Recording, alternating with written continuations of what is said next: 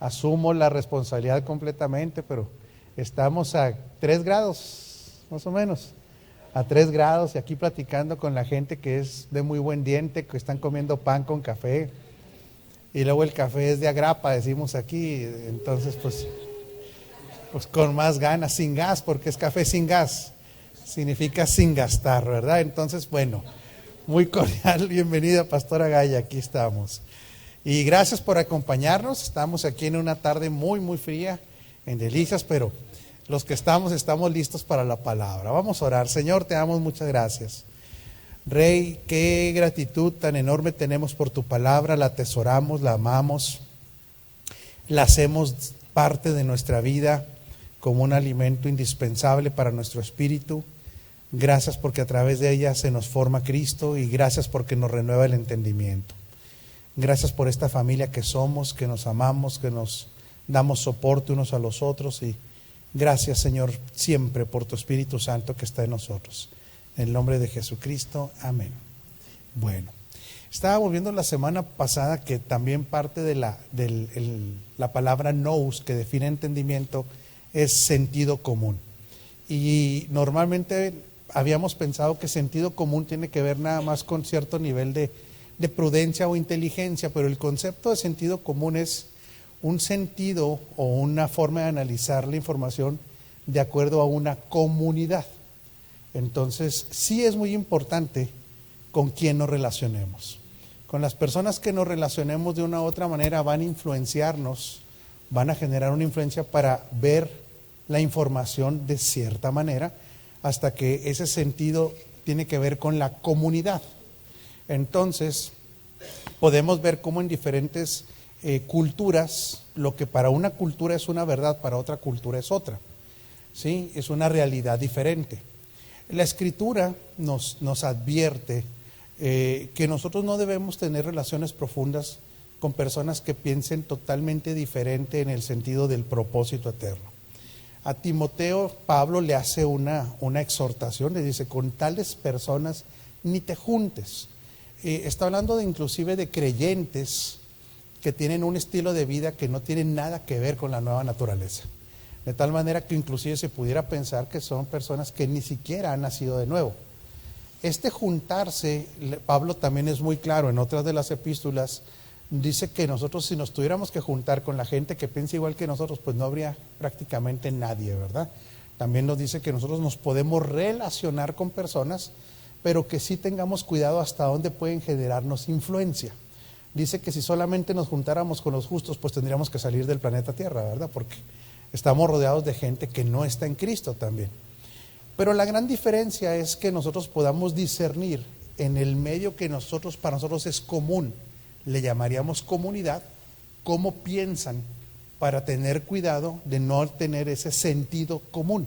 Ahora, desde el punto de vista de hijos de Dios, ¿usted cree que todos tenemos el mismo sentido común? No, porque este sentido común sí está ligado a algo, aunque seamos hijos de Dios, ¿A qué cree que está ligado que se genera un sentido común? Pero no necesariamente. Entre hijos de Dios, lo que les va a generar un sentido común a la gente es a la palabra que se exponen. ¿Sí me explico? Sí, cada congregación puede generar un sentido común. Y aquí hay que ser muy claro, familia.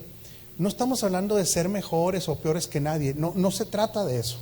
Ni siquiera tiene que haber un sentido de competencia entre los hijos de Dios. Ya cuando alguien dice mi congregación es mejor que la tuya, pues ya anda compitiendo, ya está errado. Pero tampoco podemos ser ingenuos de creer que en todas las congregaciones se enseña lo mismo. Tampoco, eso sería una ingenuidad, ¿verdad? Porque no es así. Hay gente que estamos interesados en que las personas que se congregan lleguen a un nivel de entendimiento, de conocimiento, y es de lo único que nos podemos hacer responsables. Por ejemplo, yo amo a muchos hijos de Dios que están en otras congregaciones, pero yo no me puedo hacer responsable de lo que ellos aprenden. Eso es responsabilidad de cada pastor, ¿verdad?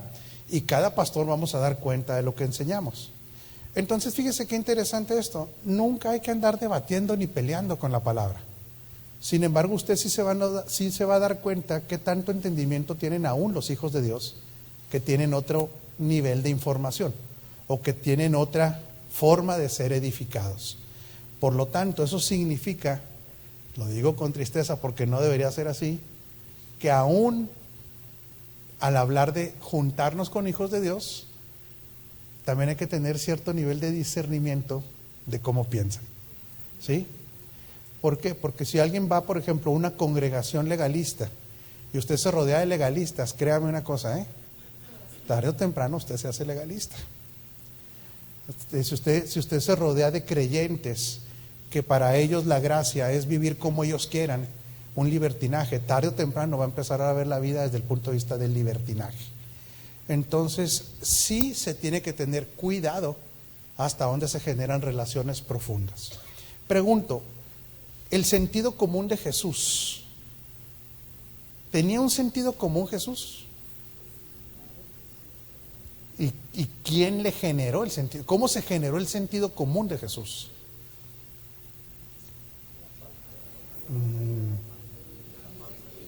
A ver, la familia. Exactamente. El sentido común estaba formado en Jesús, no de su comunidad familiar terrenal. Él no lo permitió. Porque inclusive podemos ver que cuando le dicen, aquí está tu madre y tus hermanos, él dice, no, un momento, ubíquense, los que hacen la voluntad del Padre, esos son mi madre y mis hermanos. En otras palabras, aquí es donde estamos retados nosotros a generar un sentido común, porque un sentido común correcto, porque el sentido común era con quien tenía él una común unión, nada más con el Padre. De tal manera que él decía siempre, yo hago lo que veo hacer al Padre. Este sentido común de Jesús, vamos a ver, de una manera le generó una distinción en la sociedad. Sí, él era distinguido, se distinguía de los demás, no tenía el mismo sentido común. De hecho, el sentido común de Jesús, ¿con quién fue el que más tuvo conflicto? ¿Con cuál sentido común?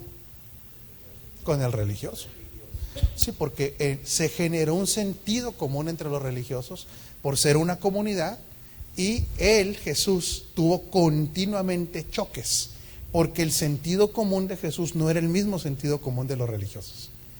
Él, su relación profunda con el Padre, lo hacía ver la vida desde la óptica del reino, no desde la óptica de la religión. ¿Sí? Entonces, también le hago una pregunta. ¿Este sentido de Jesús común le trajo problemas? Sí le trajo problemas. Y aquí es donde también nosotros tenemos que analizar esto. No buscar una posición de víctima, madre, ¿verdad? De que, ay, péguenme y tírenme porque yo, pues soy cristiano. No. Pero también hay que estar muy consciente. Los hijos de Dios no vemos la vida como los que no son hijos de Dios. Lo que pasa es que Jesús nunca tuvo complejos. Aquí vamos a entrar a un tema un poquito complejo. ¿Alguien de ustedes ha sido rechazado por ser hijo de Dios? Así que usted diga, abiertamente me han rechazado. Vamos a ver cuánta gente hay aquí que haya sufrido rechazo. Bueno, eso es lo más normal. El que no haya sufrido rechazo por ser hijo de Dios, créame, algo está fallando. Sí, porque aunque sea la mejor persona en el sentido de amar, de apoyar, nosotros sí representamos una antítesis del sistema, sí lo somos. Sin embargo, aquí la pregunta es, ¿lo ha acomplejado el rechazo? Es que cada quien es diferente. Hay gente que sí lo acomplejó el rechazo. ¿Por qué? Porque hay gente que tiende mucho más por temperamento, necesita por temperamento y por nivel de madurez, que necesita más la aceptación que otros. Hay personas que la aceptación de las personas la tienen sin cuidado. Sin embargo, hay personas que su temperamento sí requiere o tiende más a la aceptación. Y el rechazo pudo haber generado un complejo. ¿Sí? Doctor, quería comentar algo. Sí, yo amplío la palabra complejo en el sentido de que no solo están así, sino que tienen rebeldía, tienen muchas cosas que que vienen como defensa del complejo. Sí, y mucha gente con este complejo a veces se pone a la defensiva, ya vive una vida a la defensiva. Y no estamos criticando, cada quien puede reaccionar diferente ante el rechazo.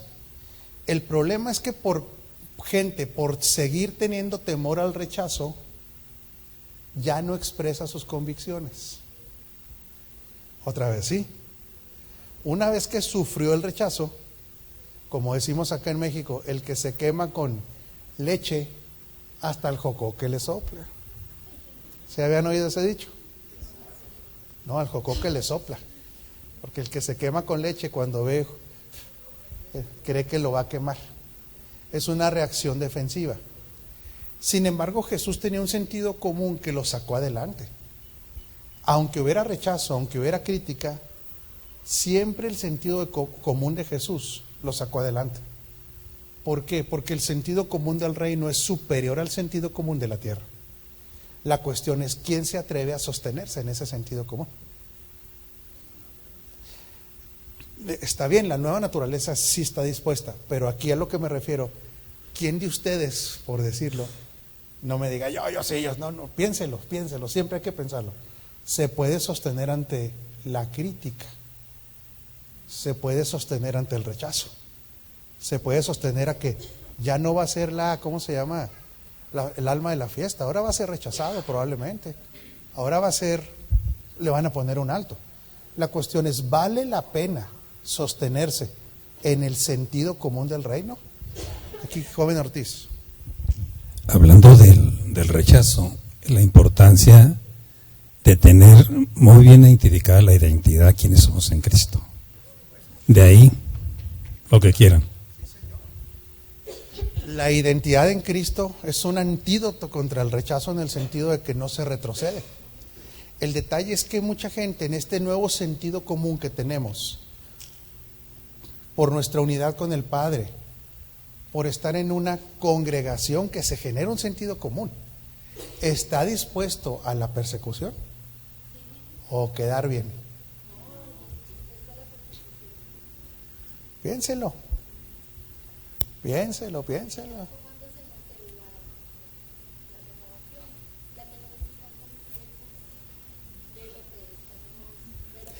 Esa es la teoría, pero en la práctica hay que ver si cada quien lo hace.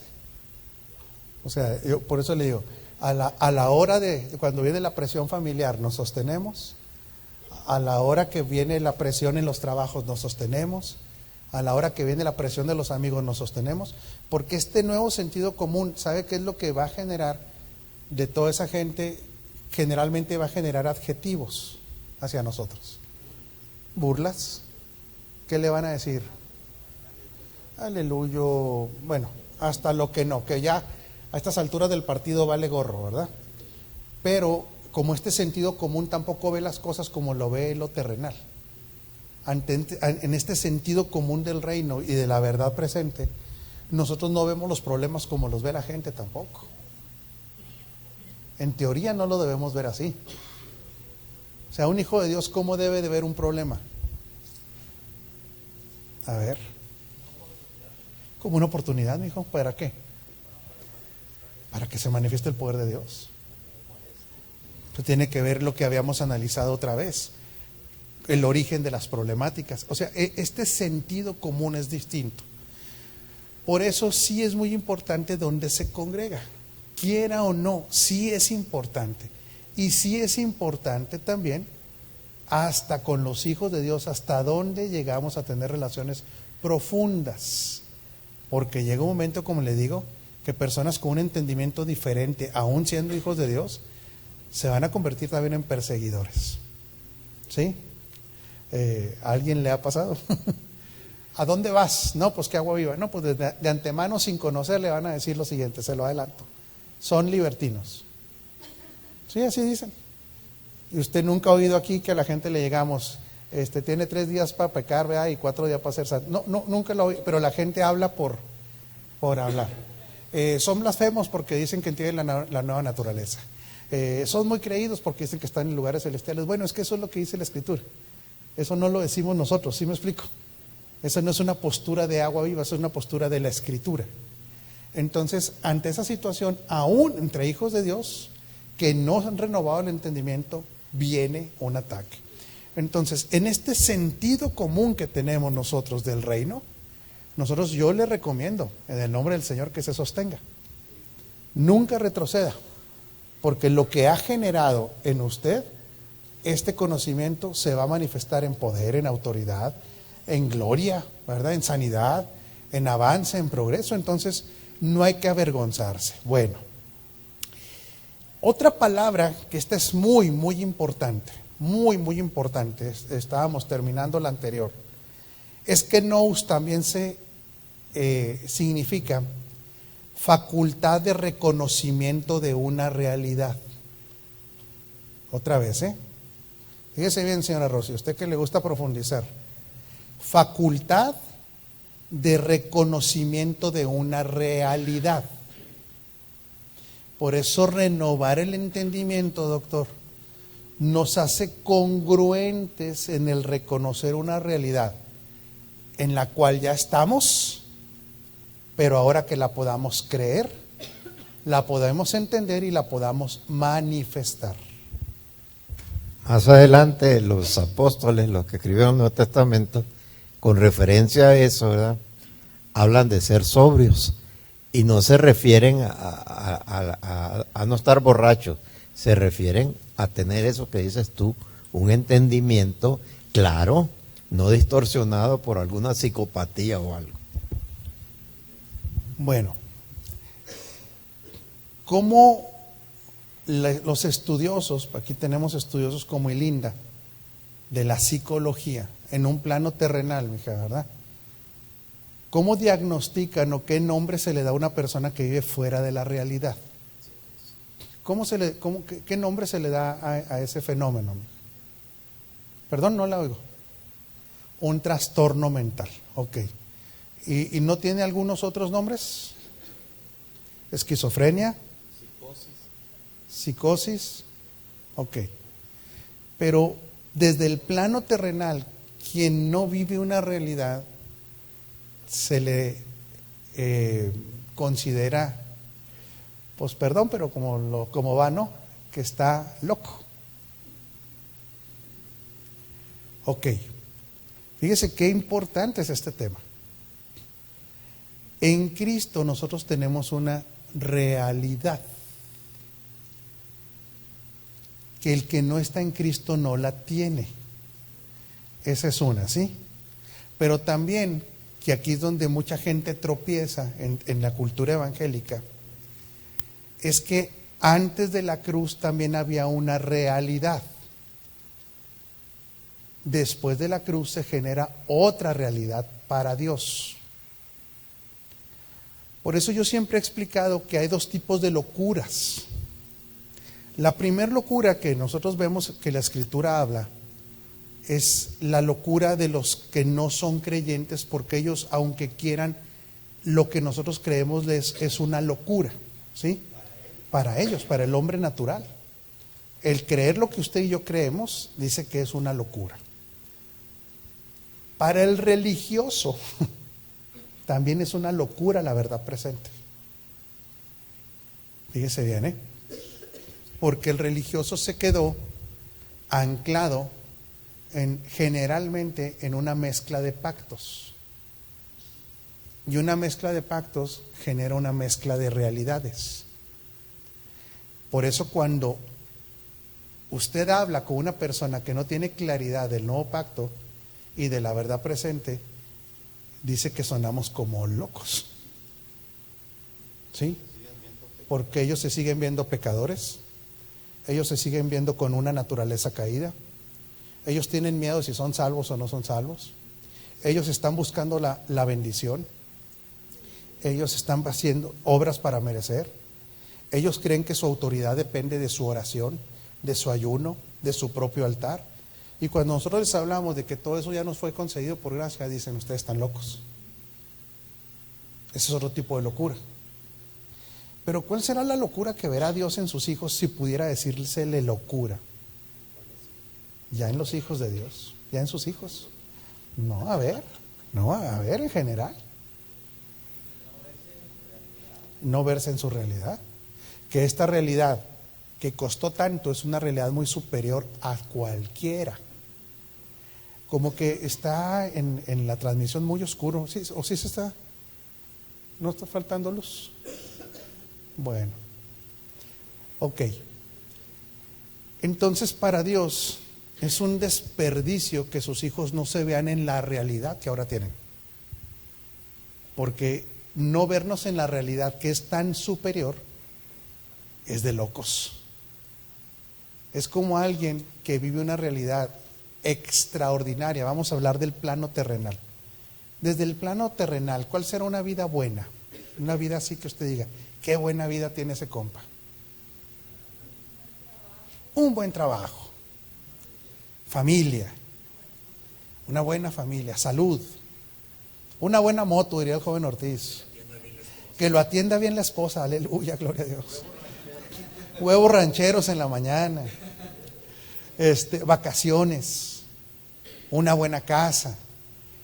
Y que de repente alguien que tenga todo eso diga, no, yo prefiero estar enfermo, yo prefiero no salir, no tengo lana para quedarme, menos tengo lana para salir, no quiero un buen carro. ¿Usted qué pensaría de esa persona? Ah, claro. Esto es lo que el padre vería como una locura de los hijos, que lo que ya se obtuvo, el hijo no lo reciba.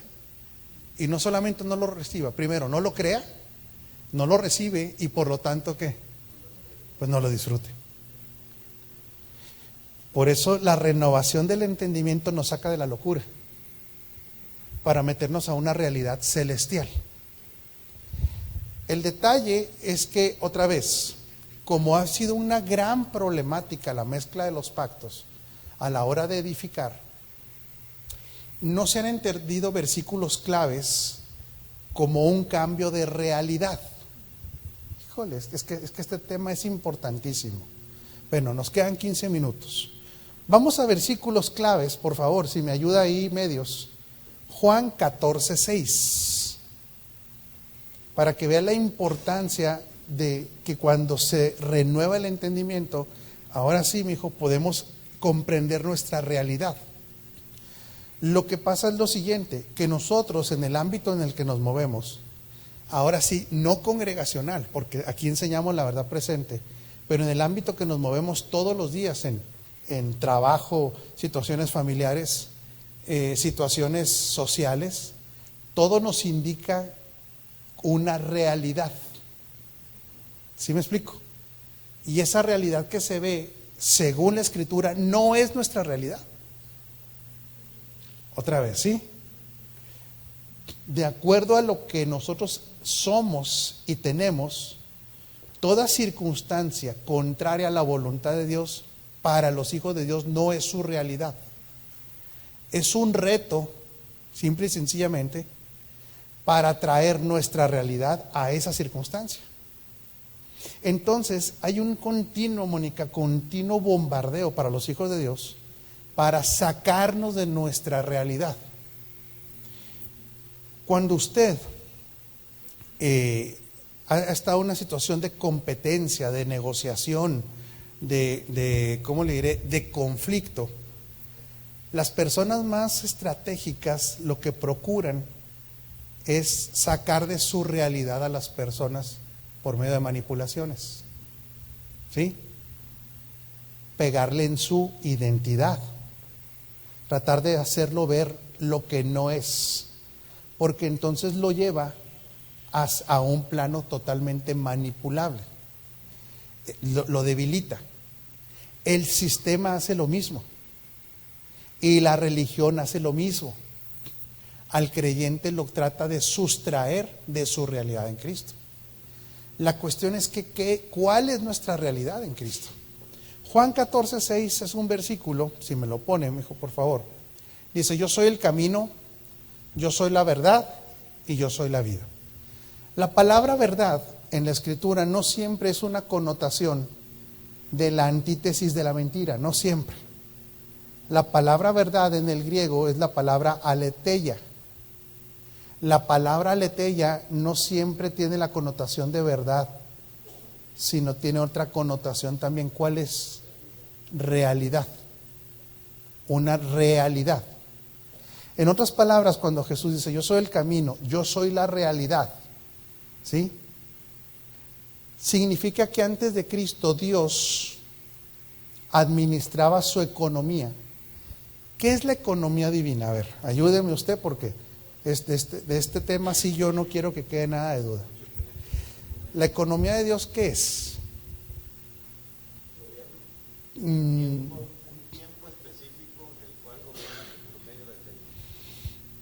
Sí, eso es una explicación técnica, pero de una manera muy práctica, el oikonomos es la administración que un padre hace de los recursos de su casa. Ese es el oikonomos, bíblica. Se le llama oikonomos porque viene de la palabra, de ahí viene la palabra economía, oikonomo, ¿sí? Oikos es casa, oikos, que es casa, y nomos son los tratados o leyes que se dan dentro de la casa. La economía divina, para acabar pronto, es como él como padre administra sus recursos en su casa. Pero ahora viene la parte técnica, lo que decía el doctor. Pero a través del tiempo, las reglas de esta economía ha cambiado. No las ha dejado siempre igual. ¿Sí? Esto es bien clave, joven Ortiz, súper clave. Han cambiado y las ha expresado de manera diferente a través de ¿qué? De pactos. Otra vez. Establece un pacto y dice, bueno, en este pacto yo me administro así. Sí, César, sí queda claro. Cuando cambia el pacto, cambian las reglas. Entonces dice, bueno, cambio de pacto, entonces ahora me voy a administrar así. No queda duda de esto. Imagínenselo así como un papá, literalmente. Usted como un papá les dice a lo mejor a los niños cuando tienen, no sé, de 3 a 5 años, que tuviera una casa con puros niños menores de 10 años. Bueno, niños, las reglas de la casa son las siguientes, ¿verdad? Van a alzar su cuarto, van a hacer así, y lo que yo les voy a dar se llama domingo, por decir algo. Y estableció un pacto. Estoy haciendo un ejemplo muy burdo, pero muy sencillo, Carmelita, ¿sí? Pero cuando los hijos ya están en los 20 y tantos, pues ya no les da domingo a lo mejor. A lo mejor ya los está preparando para recibir ¿qué? Su herencia o su participación del negocio. Entonces le dice, bueno, ya cambió. Yo sigo siendo el dueño de todo, soy el oikonomos, pero ahora quiero cambiarle las reglas. ¿Sí? Y establezco un nuevo pacto. Sí, doctor. Esto me recuerda el Sermón del Monte. En aquellas veces que repite el Señor, oíste que fue dicho, mas yo os digo. Oíste que fue dicho, mas yo os digo. Ahí estamos viendo un cambio. Así es. Por eso cuando Jesús dice, yo soy el camino, yo soy la realidad, lo que está diciendo aquí, esto, mire, si esto lo entendiera la iglesia, créame que ya habría tantos cambios en la sociedad, no solamente en las congregaciones, en la sociedad, ya habría cambios. Cuando Jesús dice, ok, ya llegó la realidad, es porque Él es la realidad. Entonces, antes de la cruz, ¿estaba presente Cristo en la historia? Sí estaba presente. Pero ¿cómo estaba presente? Como sombras, como tipos y como figuras.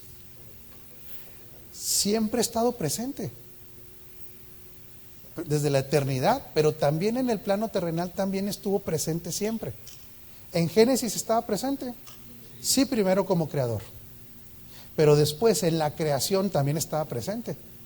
En el huerto estaba presente Cristo. Sí, pero como tipo, como una sombra, como una figura. ¿Cuál era esta sombra o esta figura en el huerto? El árbol de la vida, pero ahí estaba. En el Éxodo, bueno, en el diluvio estuvo presente Cristo. Era el arca. El arca simbolizaba a Cristo. Por eso simbolizaba la salvación. Tenían que entrar al arca. ¿Sí? De hecho, el diseño del arca es un diseño que hace referencia a la persona de Cristo. En el Éxodo estuvo presente Cristo. Uy, de muchas maneras. ¿De qué manera estuvo presente como sombra, tipo y figura? En la roca, ¿qué más? La nube, la columna,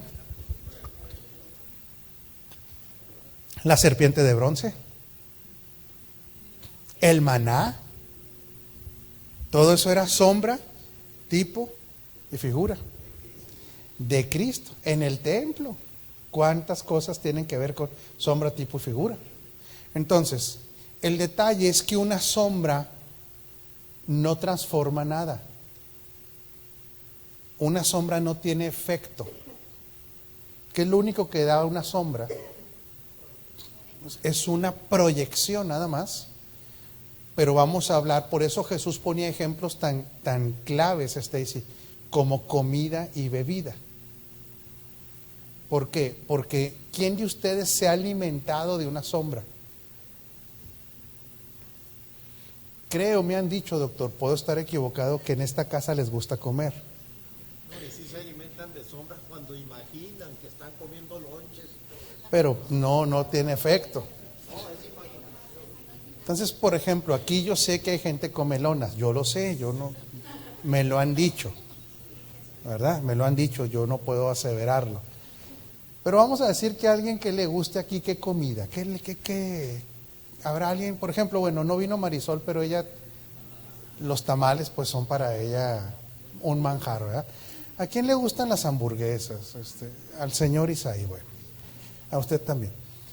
Si se proyectara una sombra de una hamburguesa, yo no vería al señor Isaí tirado en el piso haciéndole... De preferencia no. Porque aunque le echara muchas ganas, la sombra no. Eso es en el aspecto alimentación. Pero igual ahorita, de una manera muy tenue, ahí está proyectada mi sombra. Si usted quisiera concluir algo de mí respecto de la sombra, no puede. No puede. Porque se vería de veras, se ve una figura amorfa.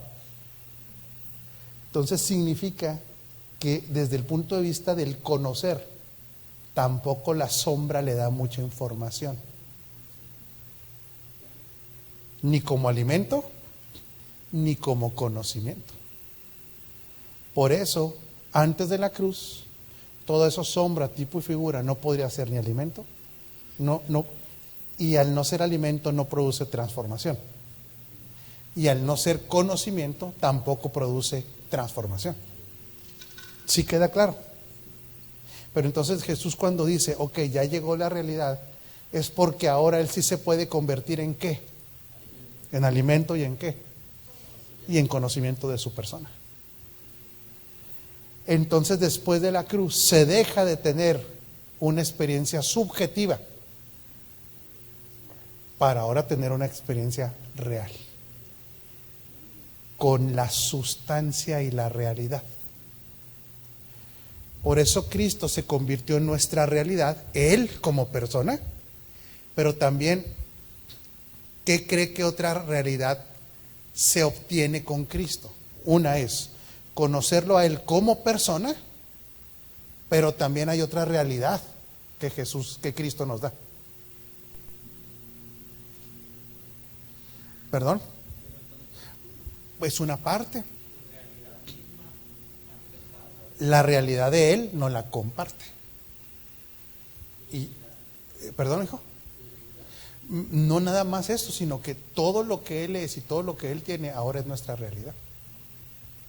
O sea, Él nos permite experimentar la realidad de su persona. Es por ejemplo, venga, mi hijo, por favor, hágame ese favor.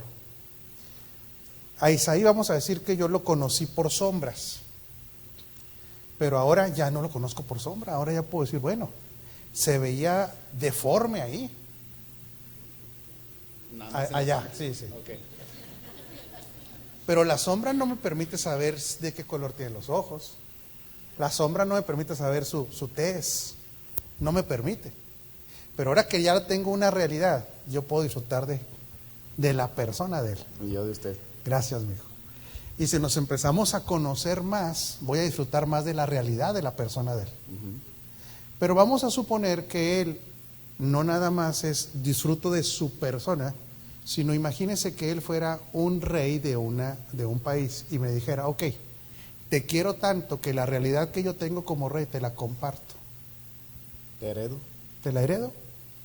Te hago parte de mí. Entonces la realidad de él también pasa a mí.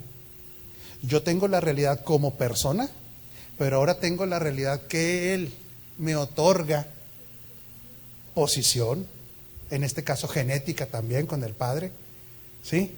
Autoridad delegada. Esa es mi nueva realidad. Gracias, mijo. ¿Está complicado o no está complicado? ¿Está entendible? ¿Sí? Entonces ahora, por eso dice, es que ahora ustedes tienen una nueva, yo soy la realidad. Vamos a otro versículo para que todavía crees que entienda más. Sí, Mariate. Vamos por favor a Juan 1:17. Porque ahora sí se nos anda yendo el tiempo, se nos fue el tiempo, pero vamos a terminar con 2 versículos más, nada más, ¿sí? Por los 5 minutos que se nos fueron ahí. Sí, ahorita, Sergio, aguántame tantito. Pues la ley fue dada por medio de Moisés. Esto tiene que ver con un pacto, ¿sí? ¿Cuál es el pacto que Moisés representaba? El pacto de la ley, ¿de qué otra manera se le llama? Mosaico. El pacto mosaico, ¿y de qué otra manera se le llama? Antiguo pacto. ¿Sí, Liber? 3 nombres. El pacto de la ley, el pacto mosaico o el pacto o el antiguo pacto. También se le da este nombre, el pacto de las obras. ¿Sí? Un pacto sustentado en la obra del hombre, lo que el hombre pudiera hacer. Entonces dice, pues la ley fue dada por medio de Moisés, mientras que la gracia y la verdad, diga conmigo, la realidad, nos han llegado por medio de Jesucristo. En otras palabras, no significa que el pacto de Moisés fuera mentira, no, sino que era un pacto que todavía estaba en las sombras, en los tipos y las figuras. Sirra. O sea, ese pacto todavía no tenía, era anterior al Cristo ya encarnado, revelado y glorificado. Era anterior. Sí.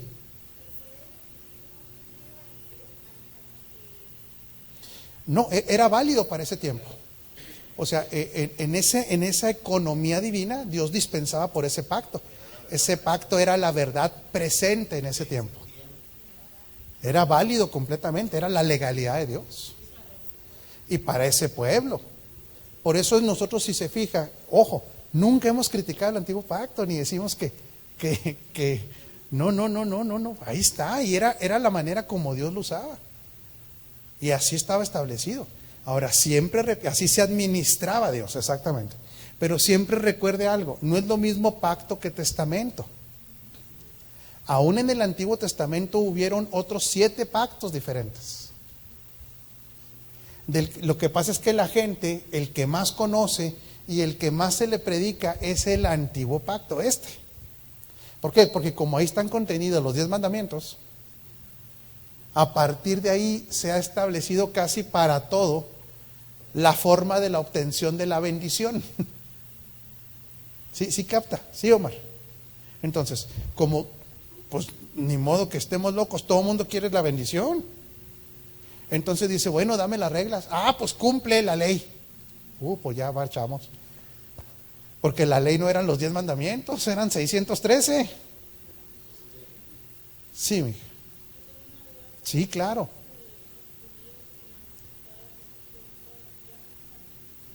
Ya no pueden hacer sacrificios. porque ya no hay, ya no tienen el lugar que era el templo, ya no está. Claro. Sí, principalmente por eso. No hay por eso ellos quieren reerigir el templo. ¿Sí? Ahora ellos siguen bajo la ley, tienen otras ordenanzas que cumplen de todas maneras, pero el sacrificio de animales ya no lo pueden hacer. Ellos se quedaron con el antiguo pacto. El problema es que otra vez ese antiguo pacto era para los judíos y los cristianos, ahí van y se quieren meter el antiguo pacto. ¿Sí? Ahora dicen, bueno, no, pero es que yo tampoco hago sacrificios ya. No, pero sigues creyendo que la bendición es por obras. Sigues mezclando una situación con otra. Sí le queda claro que usted ya Dios no lo va a bendecir. Así nos queda claro que en este pacto fuimos ya bendecidos. Con toda bendición, toda. O sea, no podemos decirle, oye Dios, te falta la bendicioncita tal, te anda faltando. Él dice, no, mijo, yo ya se lo di, que usted no la agarre, o que usted no la trabaje, o que no la crea, o que no la active. Esa es otra cosa. No te puedo bendecir más, te bendije con el Hijo. O sea, si te bendije con el Hijo, ¿qué te puede faltar? Porque todavía hasta lo aclara, que nos dio al Hijo y nos dio ¿qué? Juntamente con Él, ¿qué? O sea, Dios dijo, yo ya. Otra vez, por eso venimos tanto a esto que hablamos, madre, del Dios te bendiga. Entienda una cosa, no hay bronca si usted lo anda diciendo, pero no ha tenido el entendimiento de esto. ¿Sí queda claro esto? O sea, ya para Dios es un caso cerrado. Entonces está diciendo, ok, con Moisés estaba la sombra, pero viene Cristo. Y me pone otra vez el versículo, otra vez. Pues la ley fue dada por medio de Moisés, mientras que la gracia y la realidad nos han llegado por medio de Jesucristo. Diga conmigo, una nueva realidad. Por eso es que la gracia al nuevo pacto se le llama también de diferentes maneras. El pacto de la gracia. Pero es el nuevo pacto, dado ya por viejo al otro. Ahorita vamos a leerlo en Hebreos. Entonces, en este nuevo pacto tengo otra realidad. Tengo la realidad de que ahora lo conozco a Él. Tengo la realidad de lo que Él es de Él, también es mío porque estoy unido a Él. Y tengo también otra realidad. El efecto de la cruz también trajo otra realidad sobre la creación, otra realidad sobre la palabra, otra realidad sobre el enemigo, otra realidad sobre la tierra. Cambió toda la realidad. Y si renuevo el entendimiento, voy a tener la facultad, doctor, de entender mi nueva realidad. Si no renuevo el entendimiento, seguiré persiguiendo diablos para quitarles la bendición. Otra vez, ¿sí? Voy a seguir persiguiendo diablos para quitarle mi bendición, porque la gente cree que el diablo tiene su bendición. Entonces no ven a un diablo derrotado. Entonces hay que hacer actos proféticos. A ver, tráiganse la sal. Y no es para los lonches, es para tirarla en los cerros, ¿verdad? Porque eso es lo que se hace en un acto profético. Es que mucha gente no sabe de esto porque como aquí no lo hacemos. O tráigase el vino, y no es para brindar, es para tirarle vino a objetos. Sí, yo sé que para ustedes mucha gente no lo... O tráigase el aceite porque vamos a ungirle la casa. Sí, entonces si le echamos aceite, en su casa no entran demonios. ¿Dónde dice eso la Escritura? Ya no es nuestra realidad. En nuestra realidad, aunque entrara un diablo a su casa, se tiene que ir. Está derrotado. Usted tiene autoridad sobre él. No, es que si le echan aceite me va a bendecir Dios el negocio. No, Dios no bendice negocios. No, lo bendice a usted. A usted la bendijo para hacer el negocio. ¿Sí se fija cómo es otra realidad? Por eso andar con esas cosas es como tener santitos. No más que el católico tiene el mono y el cristiano tiene la untada de aceite. Sí. No, la oración es indispensable que usted declare lo que es. La oración es poderosa porque tiene autoridad. Usted cuando ora tiene que orar en base a la realidad que tiene en Cristo. Como hija, como heredera. Declarar lo que ya es nuestra realidad. ¿Perdón? No necesariamente pedir. También puede pedir. No hay problema. Se pide con acción de gracias. ¿Por qué se pide con acción de gracias? Porque ya lo tiene. Claro. Claro, usted puede orar en la ley del acuerdo, puede orar con quien quiera. El problema es que esos cristianos no conozcan su realidad y oren para el arrastre. ¿Sí me explico? Y cuando oran para el arrastre, decimos en México, se ora todo mal, volvemos al sentido común. Oran con un sentido común de irrealidad. Entonces oran reprendiendo constantemente cosas que no se reprenden. Oran también pidiendo que Dios les dé cosas que ya les dio. Oran también para que Dios los unja cuando ya están ungidos. Se cubren con la sangre de Cristo. Cuando salen en el carro, la sangre de Cristo no es para cubrirnos, para protección. La sangre de Cristo nos limpió de todo pecado para redención. En otras palabras, hay una mezcolanza de irrealidades. Sí. Sí.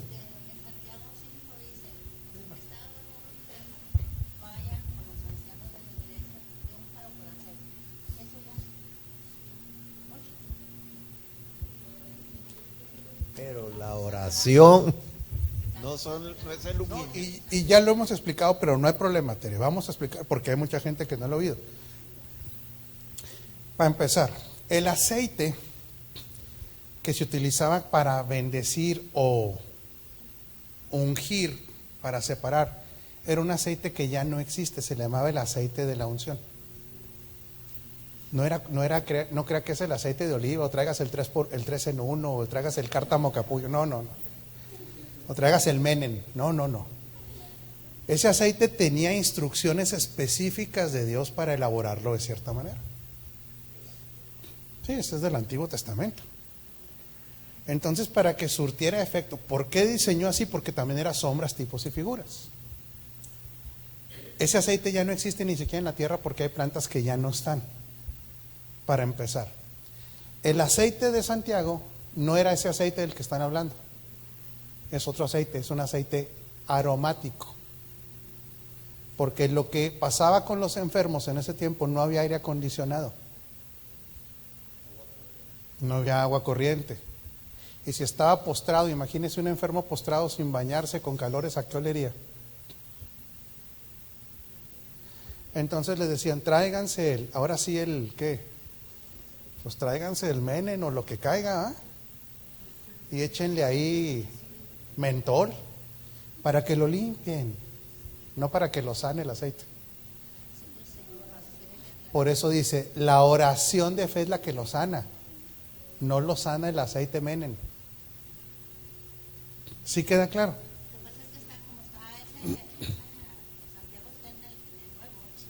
Sí, es que está, y es muy, sí, está muy bien. Porque dicen, bueno, es que está en el Nuevo Testamento. No, pues sí está en el Nuevo Testamento, pero primero tienen que saber de qué se trata. Y otra cosa, y yo sé que esto le va a tronar la cabeza a más de 3, ¿verdad? No todos los apóstoles se metieron en su totalidad al conocimiento del Nuevo Pacto. Santiago era de los que menos. Sí, es más, Santiago es el primer libro del Nuevo Testamento. Cronológicamente, primero. No tenía toda la revelación. Segundo, cuando usted lee la epístola de Santiago, dice que está dirigida a los judíos en la dispersión. Entonces, en otras palabras, es como decir, a ver, a los mexicanos en la dispersión, ahí les encargo que cuando coman tacos, le pongan cebolla, o no le pongan cebolla, porque es una cultura mexicana. Un colombiano va a decir, ¿cómo que tacos? Pues a mí hábleme de arepas. ¿Sí? Por eso hay que ver a quién está dirigido. En otras palabras, Santiago utiliza todavía mucho de la cultura judía. Por eso le dice, traigan a los ancianos. Pero nosotros sabemos que en el reino, hasta un niño que no sea anciano puede orar por un enfermo. Pero para Santiago, para no andar batallando con la culturización, usa términos en la cultura judía. Sí queda clara la diferencia. Sí, pero en el caso ese, pero también en el contexto general, doctor, le está hablando a las 12 tribus en la dispersión. O sea, personas con mentalidad que judía completamente. Bueno.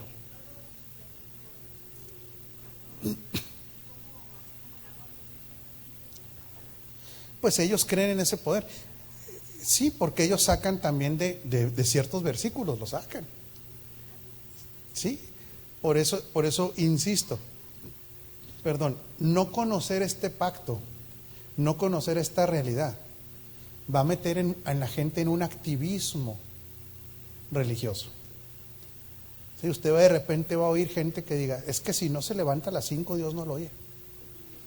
Y ahí está la gente orando a las 5 de la mañana, como si a las 5 Dios, como si a las 6 dijera Dios, con permiso voy por el café. ¿Sí? Ya me tenía loco una señora cuando estaba recién convertido, una señora muy gorda que llegó de Estados Unidos. Ay, hermano, y me abrazaba, qué bueno, qué bueno. Usted lo que necesita es orar a las 3 de la mañana. Ah, sí, hermana, le decía yo. ¿Y cómo le hago? Yo le voy a hablar todos los días. No, hasta que la mandé por un tubo, man. ¿Y si te hablaba a las 3 de la mañana? A las 3. Pero aunque no fuera gorda, jefe, o sea, eso no tiene nada que ver, hombre. Usted ya la hizo garras porque era gorda. A las 13 igual da que esté flaca.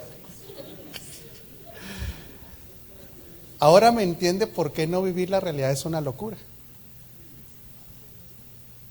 Pero hasta ahí llegamos, porque todavía hay que hablar un poquito más de esto.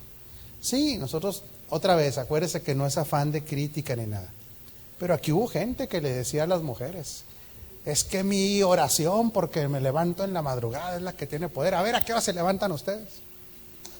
O sea, como generándole una carga, culpa, y esa era la regla de esa persona. Pues lo siento mucho, a esa persona se le anda brincando ¿cómo se llama? La cadena. En el sentido de la verdad, ¿sí? Estoy hablando de la realidad. No estoy hablando en su vida personal, no nos metemos en eso. Sí.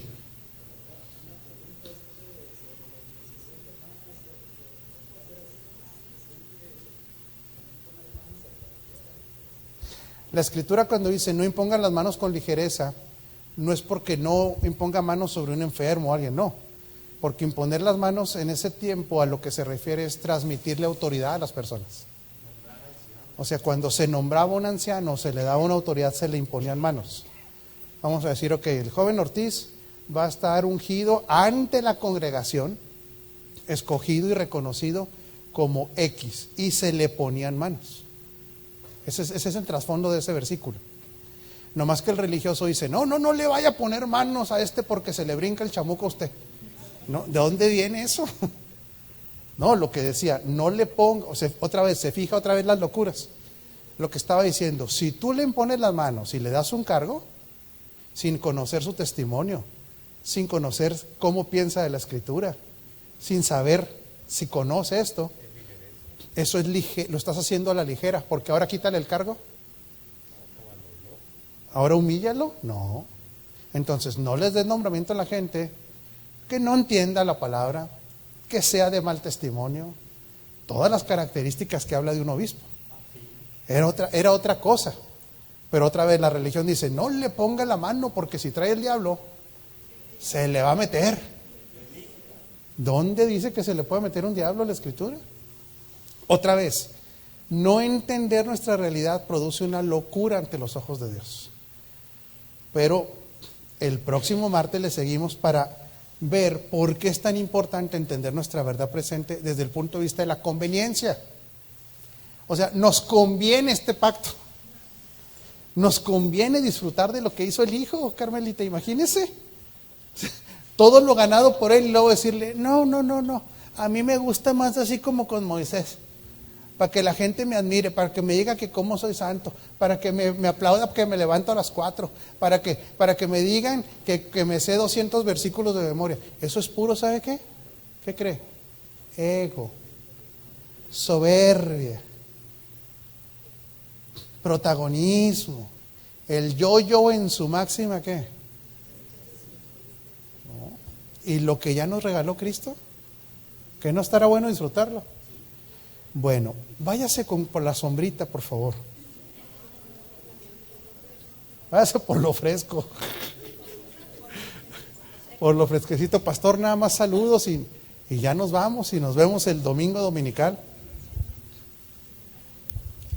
Bueno, primero recordarles que tenemos nuestra cena familiar en diciembre, así es que si alguno de ustedes todavía no adquiere sus boletos o los ha solicitado, acérquense a la oficina con Leti, o hay algunas personas que tienen boletos también, así es que acérquense para mayor información. Sí, es familiar, es para todo público, tiene un costo el boleto porque se va a servir un platillo, ¿verdad? Que se contrató personal para que hagan este platillo.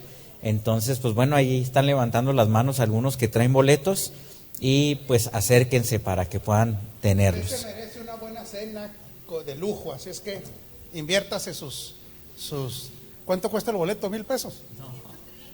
130. Bueno, y muy rápidamente queremos saludar a las personas que nos están siguiendo. Les agradecemos mucho por compartir la transmisión y les